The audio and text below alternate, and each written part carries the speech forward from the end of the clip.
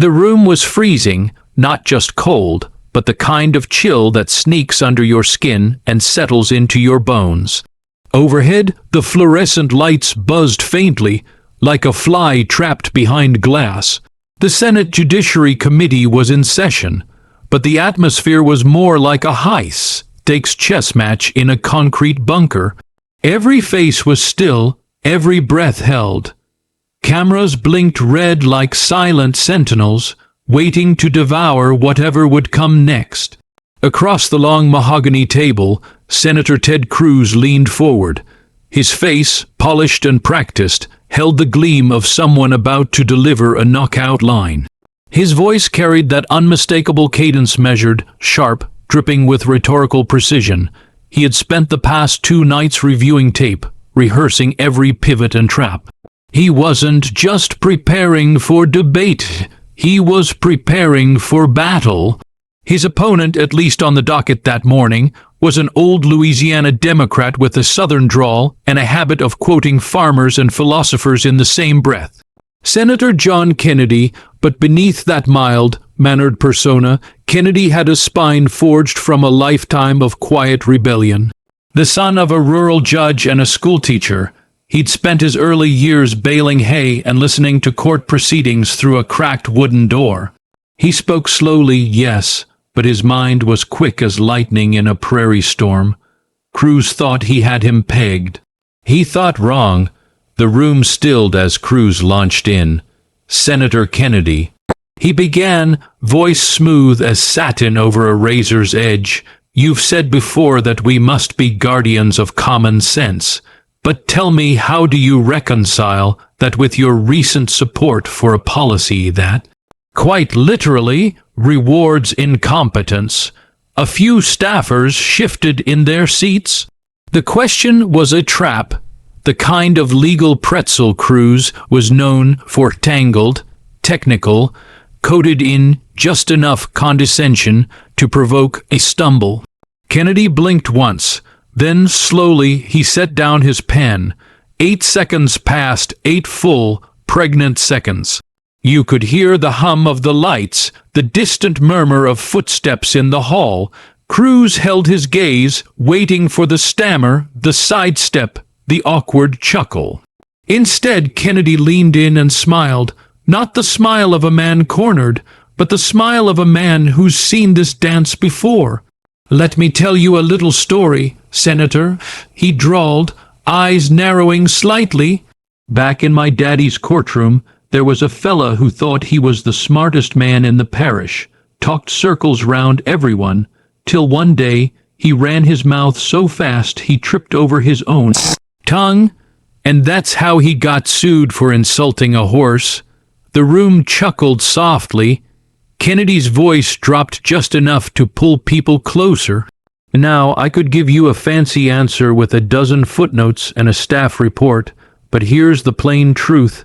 Common sense ain't about being clever, it's about being honest, and if you're asking whether I believe in giving people a second chance when they mess up, I do, because I've seen what happens when we don't. Cruz opened his mouth, but nothing came out. The trap had sprung, just not the way he'd planned. That moment, quiet and quick, ignited a firestorm. Clips exploded online, but what the cameras didn't catch, what most people never saw, was what came next. The quieter war, the kind of war waged not on the Senate floor, but in the lonely hours between hearings and headlines. Behind the scenes, Cruz was seething, not because he lost a soundbite, but because Kennedy had drawn blood without lifting his voice. For a man like Cruz, whose whole career was built on mastery of the message, it was more than a sting. It was a threat, but for Kennedy that moment wasn't about winning. It was about truth, and a promise he'd made long ago to his brother, dead these 30 years, that he would never trade integrity for applause. Back home in Madisonville, Kennedy often walked the levee in the early mornings, a habit he'd had since law school. That morning he walked alone, boots crunching over gravel, the air thick with summer haze. His wife, Becky, had left a note on the table, "Proud of you, but don't let it change you." He folded the note twice and slid it into his coat pocket. As the river moved slow and silent beside him, Kennedy remembered the last time someone underestimated him. It was in his second term as state treasurer, when a group of consultants tried to run a payday loan scam through the back door of a regulation bill. He shut it down quietly, but not before one of them told a reporter he was too slow to see the real money. Kennedy smiled at the memory.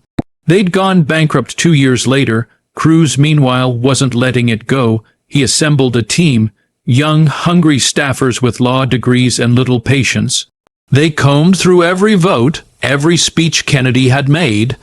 They were going to find something, anything, a contradiction, a misstep. They didn't. What they found instead was something else, something disarming.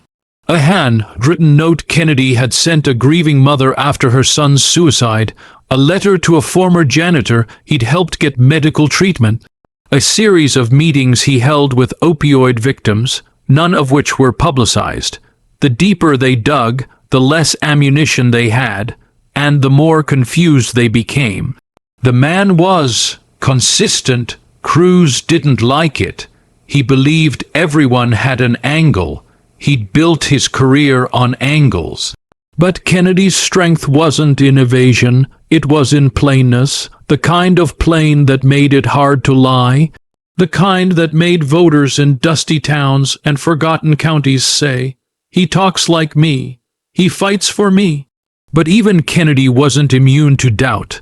That night, back in Washington, he sat alone in his office, lit only by a desk lamp and a photo of his dog Charlie. He turned on the TV. There was his face again, plastered across a split screen with Cruz's. Kennedy slams Cruz in heated hearing. He shook his head. "Ain't nobody got slammed," he muttered. "Just a conversation." Then, more quietly, "Lord help us if we've forgotten the difference." The real turning point came a week later during a closed-door committee on criminal sentencing reform. Cruz arrived late. Kennedy was already seated, reading notes. The room was quieter this time, less performative. Real work being done. Cruz sat down, said nothing for nearly half the session. Then, near the end, he leaned over and whispered, "Why do you do it?" Kennedy looked up. "Do what?" Cruz hesitated. "Care when nobody sees it."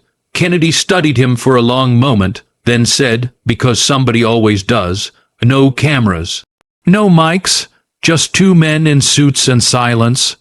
Cruz never spoke of it again, but his tone changed in subtle ways after that.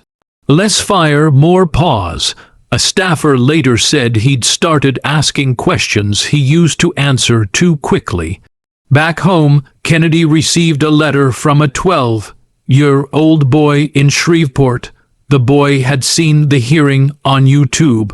"You talk like my grandpa," he wrote. "He tells the truth, too." Kennedy framed the letter.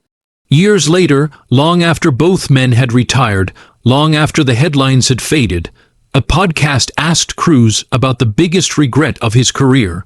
He laughed softly, thinking slow meant weak. Turns out, sometimes the slow ones see farther.